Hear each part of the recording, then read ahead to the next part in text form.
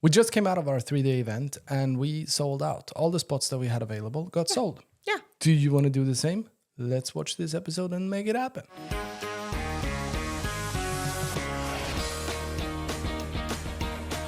In today's episode, we're going to talk about the continuation of what we spoke about in the last episode. So last episode covered how to content and how to fill up your sales event. Yeah. And now we're going to talk about, okay, so what do you actually deliver that makes a killer sales event and helps you to build the business that you desire? Yeah. I kind of wish I could be like every second business coach out there and say, hey, my way is the only right way there is, and you need to do it this way. But I would rather that us being authentic and for real with our audience and tell them there's not one right way. There is some principles we need to cover. If we look into events, there's a lot of different events we can do. There is webinars, aka short 90 minutes. I speak and then I pitch. Events. Then we have the workshops. A workshop can be 2 hours, it can be 4 hours, it can be a little bit longer. Workshop has the word in it that it's a little bit more, you give away a little bit more, you work with it a little bit more. They come to work. They come to work. There's they come workshop. to actually get something else. Like where a webinar becomes more information, a workshop becomes a little bit more value, more doing. And then we have challenges, where challenges is typically 3, 4, or 5 days. Some people even do longer challenges. So which event is the right event to use? I think it's a common question. What is the right event to use? Which event should you choose? Yeah. And to add to what you've started about saying, our way is the right way. I just want to say that. It is. There might be more right ways. If you want to convert 66% in the room to calls, and if you want to convert 66% of those calls into clients, you're in the right room, because that should be your target. And it takes us back to, okay, so which event should I choose? Yes. First of all, very simple. Webinars are a hard thing to start with. And especially if you don't have any authority, if you don't have any experience in the marketplace, because you literally have 90 minutes with them. And they've come to a webinar, and your webinar isn't the first webinar that they have attended. Just benchmarking that towards how many webinars are out there. You can find webinars to attend 3 or 4 times a day if you just pay a little bit of attention of what kind of webinars are out there. So there are webinars every day. Now, in order for you to be able to stand out with your webinar, you need to make sure that it stands out. And like for someone with no experience or with no previous authority, 90 minutes is a short, it's kind of like blind dating. Yeah. You're there to meet 40 people, and then you sit down by a table, and then you have 90 seconds or 2 minutes or however long to get to know someone, to realize, do we want to continue hanging out or not? What you're really saying is, and why I started by saying there's not a right way, there's a right way for the level you're at. Yes. This is what we are trying to tell you. And what you're saying here is, it depends, because I believe a lot of people is copying what they see the gurus out there doing. Yeah. Oh, Russell Brunson is doing this. Oh, this person is doing this. Oh, this person is doing this. I copy what they're doing or what they teach. But just remember, they teach for people on their same level. And when people are coming to a webinar with Tony Robbins, they do not need to know who he is, or they don't need to get to know him. They trust him by default when they're there. And also, they are coming for information. Yeah. Because they're already interested, which means that there have been marketing that they've been consuming. So they're more interested in, okay, so what's in it for me? What can I buy? What can I do? Yeah. Which allows a shorter time span. And there is a big leverage that we just don't have. I don't want to spend 20 minutes talking about webinars, because it's our least favorite. Yeah, and let's say if you're doing less than 50K a month, don't do webinars. Yes, I would say that as well. So 50K and above, you could start leveraging webinars and see what you could, because then you have an audience. You have people who know who you are. There are people who are low-hanging fruit that would benefit from a webinar and are ready to buy if they just get the right reason. And I do believe someone will now say, but I run the webinars and I get a lot of sales calls. Great. Yes. So I'm just wondering, what's your conversion rate on those sales calls? Yes. Because it's easy to get sales calls, but are you interested in getting clients or sales calls? That's the question here. So what we are talking about is not wasting as much time on taking sales calls with random people, but rather get the right people on a sales call who are ready to buy. I would rather have you have sales calls that is more about, how do you want to pay? rather than you needing to get them through the complete sales call every single time. There is an equation that I love. And the equation is when you're marketing light, your sales is heavy. Yeah. And it's the same thing. You've spent 90 minutes with them. They've never met you before. They came from an ad. That's all the interactions they've had with you, which means that you are marketing light. When you're marketing light, your sales is going to have to carry the weight. Yeah.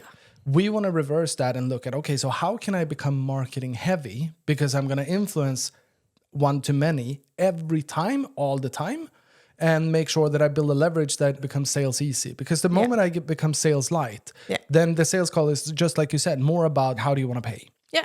And it would be fantastic if your business was more of that caliber than anything else. The other benefit of being marketing heavy, doing the right things in the marketing, getting to know people properly, is that they are already coming with an intention. So you don't need to drive the conversation. We just had an event. We closed 66.67% on the last event. I believe that's a quite great conversion rate. Yeah. And this is people coming from ads, which means it's a cold audience. Yeah. And one event. One of the people that stands out, she paid 24,000 euros together with her business partner. One of the things that she mentioned was that she said, here's what I love.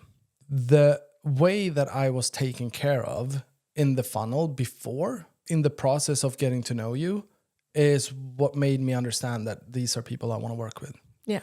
That is a sign of not just us, but if you get that kind of feedback, for us, it's a huge milestone, because what it means is that we can show people that we care. It isn't obvious that I care. I don't care about my business because it would drain me. It wouldn't be fun. Yeah. I want to work with people who are hungry and wants to do stuff. So that have a high ambition and wants a lot for themselves in their lives. And when I get to do that, I'm happy.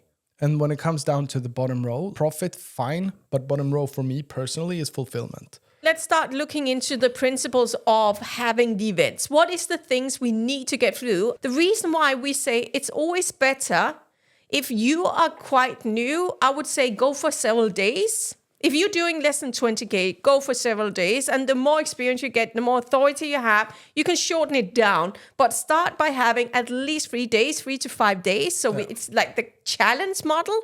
We can call it a workshop. We call ours a workshop. It's just the name, but it's set up as a challenge model where we have several days. What's the reason for us having several days? Well, the most important part is to build trust. Yeah. So we're building trust, and it might sound like plain, but it isn't. No. One of the most crucial and important things when it comes to running a coaching business where the work is very individual, they don't care how much you know unless you show them how much you care. If we can show them that we care, that we're passionate, that we're into this, that we love this, and at the same time build trust that we have the vehicle that's going to take you from where you are now to where you want to go. So meaning that when we're filling up our room, we want to make sure that we have the right kind of people in the room. So webinar again, having 200 people registered for a webinar might not be a great sign, because there is so much more. You need to measure show-up rate. But if you're looking into work with people on a workshop, you could qualify them before. You could make sure that you could have a different set of sequences that allows them to show up. When they show up, it's all about you showing them why there is a reason to trust me and why I am the best person to help you to go from where you are to where you want to go. Yeah. So if we go through the different principles, first step is trust. And why we have several days is to build trust, because we meet them more times. But it's also another principle that we want to cover, and that is there's 3 things that makes people want to buy. They need to trust you. They need to trust your process, your program, your course, and they need to trust themselves. Yeah. So there's 3 parts of building trust. The reason why we have several days is they have more time. It's time on your brand. It's what's crucial in marketing. And that's where what you spoke about. If you wanted sales light, we want them to spend more time in your brand before the sales call. That's marketing heavy. So if we spend more days, more time with them, they spend more time in brand. The second thing is, when we have 3 days, they get to test you what you're doing. We call it result in advanced marketing. Which is another principle. It's another principle, right? Because they get to trust your program, because you give them some assignments, you give them small parts of your program, which means they start seeing, oh, these things are actually working. I'm getting some breakthroughs. I'm getting some results. You can do that because you have several days. And the third part is, since you have several days, you can give them some wins. Yeah. You can give them tasks that have them win from day 1 to day 2, from day 2 to day 3. They start seeing themselves, oh, I actually acted. Oh, I actually did this. They start seeing themselves in a new light where they start trusting themselves even more. Yeah. We need to create trust to you, your program, themselves. But then we go into what's important for us to have on your event, no matter how many days. And by the way, I just want to say, if you go down below this video, you can download absolutely for free our 5-day challenge builder. Content builder on how to build up a 5-day event. Yeah, how to build your own 5-day Yes. event with looking through a sales lens. Yes. What is the crucial parts of doing a sales event? First of all, it's very important that we realize that it's not a sequence of like I give value, give value, give value, give value, and then I pitch and then it's over. Because if we do that, we are going to end up giving them a sensation that is off. So we need to pave the way for us to be able to see that it's a loop between value and sales. Yeah. So we deliver value and we sell. And or we can also say that we market, because during an event, it's more like a marketing activity than it is a sales activity. Yeah. We can absolutely, during the pitch, we could sell them. When you market, it feels like value. And when you deliver value, you're actually marketing, you're seeding at the same time. So you're actually marketing, but it feels completely like value. So people love being there. Because what it comes down to is to realize that it's really easy to sell. At the same time, it's really fun to sell if we're doing it that way, because we never need to push. Yeah. Transparency is one of the most crucial thing. As long as you're 100% transparent, there is no unethical stuff. There is no pushings in sales. You could be very transparent and then push them, but you could also be very transparent and then close them very, very easily and have a good time doing it. Yeah, I would say it takes out the edge. When you understand the principles of seeding all of the time while you're doing, for them it feels like value, value, value. But what you're doing is putting in small seeds all the time for the next step, what will happen, future pace, about what happens in the future when they work with your system. What it takes is it takes out the edge of the pitch. It's not like, because I think a lot of coaches are very stressed. I used to be. I started up my business doing webinars, and it was like, if I don't nail the pitch, it was a flop. Yeah. Because the pitch was the most important thing. But how we do it now is we're taking out the edge. It's like getting engaged. If you've been a perfect partner to your partner, it's not the proposal that will make you either get married or not. Yeah, you can be a great partner and have a shitty proposal and still get the yes. And still get married. But you can be a shitty partner and have the best proposal ever, and you will still get the no. Yes. Because it's not about the pitch. It's not the pitch. The pitch is just the CTA to now act, now we move. Yes. But you've been selling from the get-go during the event. And I want to clarify seeding. So what does seeding mean? Seeding does not mean that you say, hey, I'm Lucas, I'm running this cool thing, and then program name. Let's get started. We are going to work on this thing today, program name. Like, that's not seeding. It's not about speaking about your program or your product or the thing that you're selling. It is also, seeding is all about helping them to realize for themselves what the journey looks like and what it takes to complete the journey. Yeah. So it's helping them to put themselves in the frame. And how it's easier in your world. Yes. And faster and easier. Yes. And how you can get them to the end destination faster and easier. Yeah. If we have the right audience, like faster and easier towards what it is that you're helping your clients to do is going to be priceless. Yeah. Because there is no price attached to the right solution to the right person that is a perfect fit for your coaching. Yeah.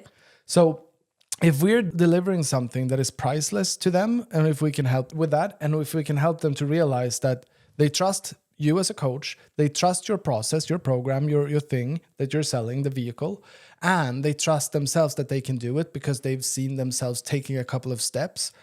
How should I choose my event? Let's just close that loop. We have challenges and we have workshops. Doesn't fit all people, but the easy way that I would say is that if you sell stuff for below 5K, then use challenges. Because you're working more towards like a beginner sequence. If you sell stuff above 5K, do workshops. Another thing that is important about running several days event is, yes, you have more time. You also have more time to handle more objections. Yes.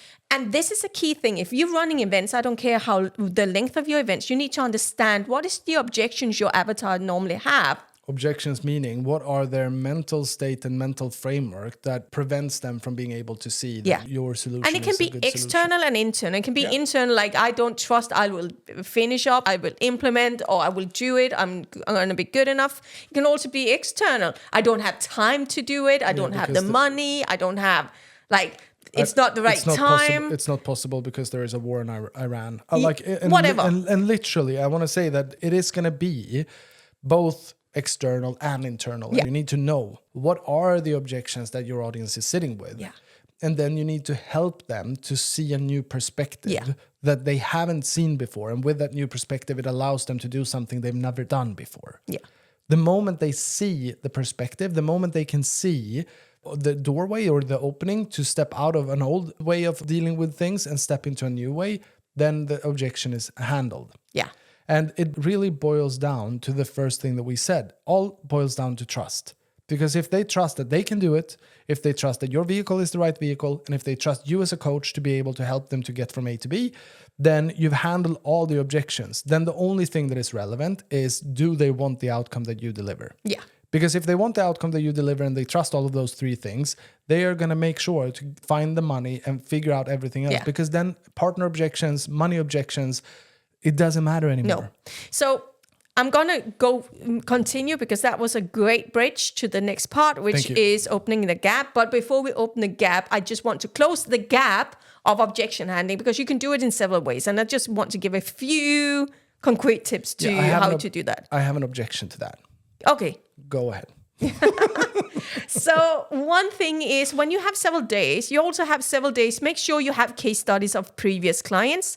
Every time you do a case study, make sure you handle an objection by telling what was the objection of this person and what happened that resolved that objection. So you show it through storytelling. So case studies, storytelling for others, storytelling for yourself. You can use it as a question. Oh, I got this question about this thing. Or you can just do it as a teaching piece that you know takes care of it. So do it in different ways.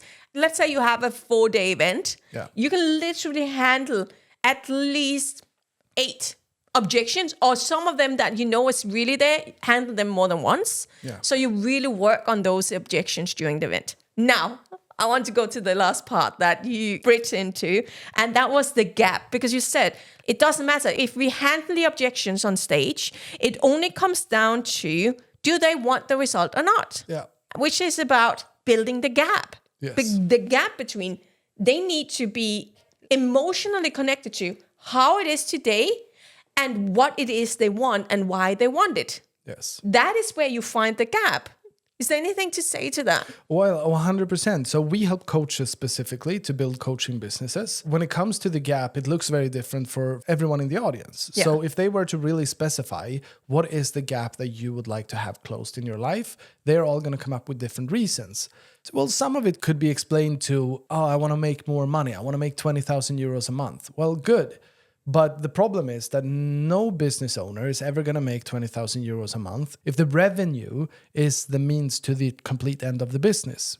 What that means is that money isn't the driving factor. It can be for some people. No, it isn't. Okay, so you connect it to why they want the money. Yes. Yeah. Because that is what changes it. Yeah. Money is a driving factor for you because you have had small children been crying over Christmas because you couldn't afford to buy them Christmas presents. Yeah. And you've realized that I never want to be in this situation again. Yeah. I want to make sure that I can provide. I also want to make sure that I can show my kids that it's possible. I'm a person with no any academic education, with coming from a normal family, living a normal life, have tried different things, gone through bankruptcy, like done all of those things, can build something of greatness. Now, that is awesome. Like when I was 20, I wanted a Ferrari. That was an actual motivator. It made me feel something. It was based on significance because I was 20 years old, but it actually helped me to start my first business. I didn't do anything right in my first business. This was now 16 years ago. So 16 years ago, started my new business, had a motivator. It made me do things. I didn't earn any money because I did the wrong things, but it led me to where I am today. So it built the experience needed.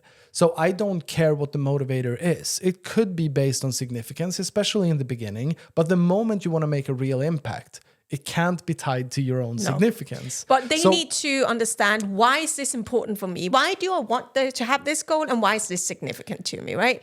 I just want to the goal in long. itself. So your job during an event is helping them paint a picture of the future that is so compelling and that they're emotionally attached to, so that they're willing to do the work that's going to get them there. Yeah. That is how you open a gap for them to see. And then the event in itself is designed to take them a couple of first steps to start closing that gap. Which means on the last day of your event, you'll do a future pace where you start painting what happens when we close this room. Yeah. So they can start seeing themselves in the future getting that thing they really want. Yeah. So that's a future pace. Yeah. So these are core principles put together will make your event not a fulfilling event. They will feel fulfilled. They'll feel happy. They'll feel like, oh my God, you gave so much value. But it's a sales event. So they will also understand that they need to purchase the next step to really get what they really want. Yeah. So that's how you do a sales event. And again, look down below if you want to have our complete frame of how you build up a 5-day challenge. Go and download that below. And the framework in itself has helped our clients make more than 20 million euros, which means that you are in good hands by using it and creating your own event. If you've loved this episode, don't forget to like and subscribe. Share it with a friend if you like. And we'll meet you in another episode next Wednesday. See you soon. See you soon.